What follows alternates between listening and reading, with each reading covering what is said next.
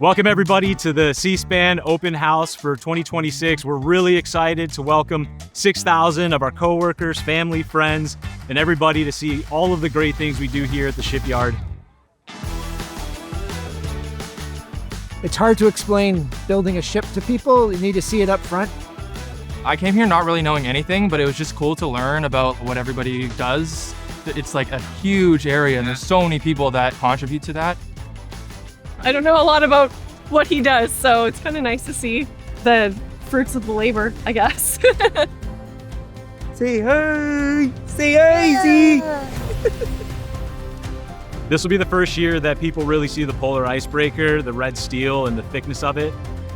I'm actually really excited to show them what I've been working on for the past few months. I've been putting together this miniature crane and it's fully operational now. I think the coolest thing is the ship right behind me, which is the first joint support ship. We're building it for the Navy. Knowing that this is going to be a ship that I'm going to get to sail on and possibly travel the world on, I'm super excited.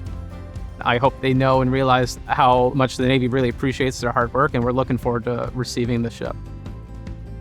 Did you enjoy the open house? We did enjoy the open house.